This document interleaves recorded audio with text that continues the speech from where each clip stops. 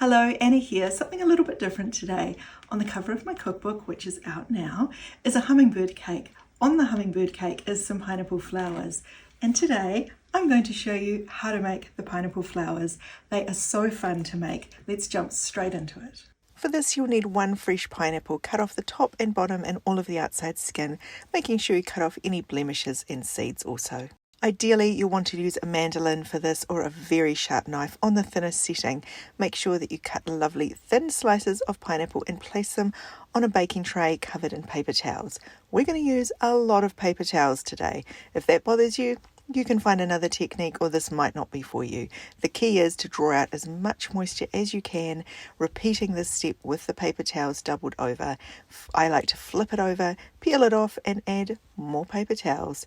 Rinse and repeat this exact technique over and over and over again until you find that the paper towel you're peeling off is nice and dry. Once the paper towels are getting a little dry, you can actually use the reverse side of them to place on like I'm doing here, and then carry on until you can feel it and it does start to feel lovely and dry in the center. Then I'm going to finally pop it on some baking paper and it goes in a low oven. The cooking process takes around 1.5 to 2 hours. Follow the step-by-step in my blog post for how to do them to get them to the perfect consistency.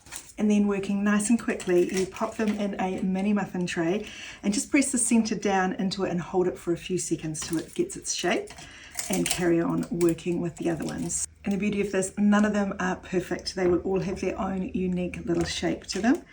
But I think they are very cool. So I just wanted to show you what happens if you don't dry them out well enough. This one had the same amount of cooking time. It might have been a little bit thicker, or I didn't dry it out in that initial phase. So because it is still quite floppy, it's actually not going to set into the hard stage. So what that will look like is more like this one. So it still looks really cute, but it's a little bit more pliable and it won't keep as well because it hasn't dehydrated. So that's why you want these to feel quite dry when you get them out of the oven. I like to let these sit overnight at least to get their shape and continue to dry out just a little bit more before I use them. They last really, really well. So once they're completely dry, you can pop them in an airtight container until you're ready to use them. And here you have it. This is how they look on my hummingbird cake. I think they are so cool, so unique.